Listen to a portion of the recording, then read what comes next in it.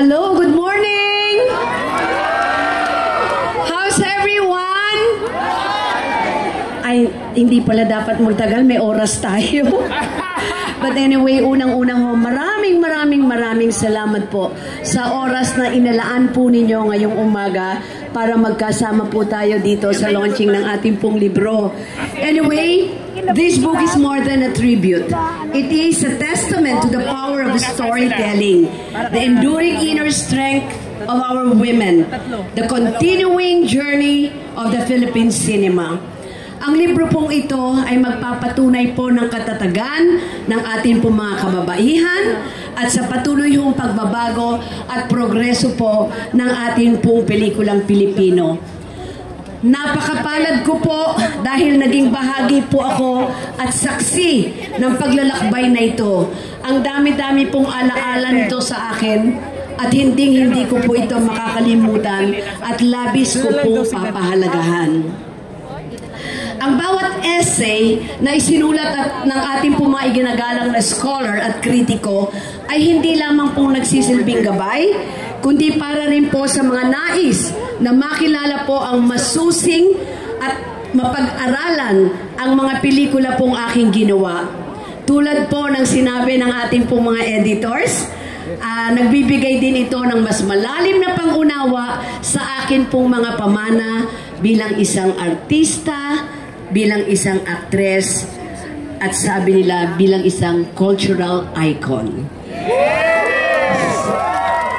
Ang lahat po ng aking narating bilang isang artista at bilang isang lingkod bayan ay hindi ko ho maaabot kung wala po ang suporta at mga gumabay at nagbigay ho sa akin ng lakas at walang hintong inspirasyon para po sa aking mga gawain.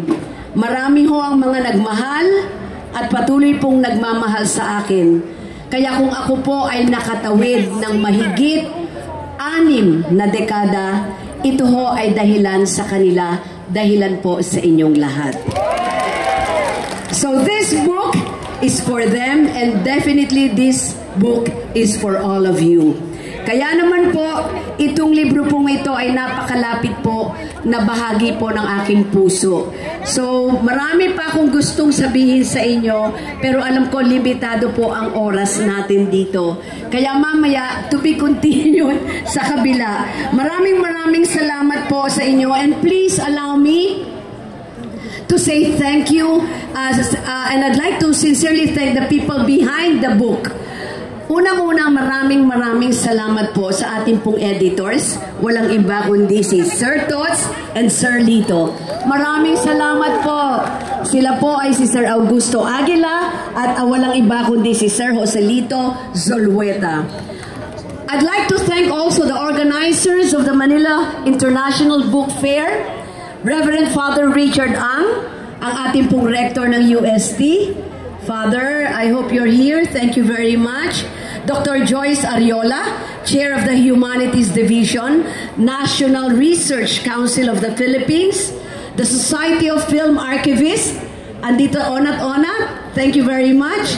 Mr. Cesar Hernando for the cover photo, Jojo Lim, VSSI President, for initiating the 3-book and a filmography, a coffee table book, and also a filmography book. My ever-loyal Vilmanians who continue to support me, love me throughout the years. Maraming salamat po sa inyong lahat. And to everyone who bought the book at doon sa mga bibili pa, maraming salamat po. Muli, maraming salamat sa pagkakataon na ito. I will always treasure this book and I will always treasure all of you. Mabuhay po kayo. I love you all. Yeah!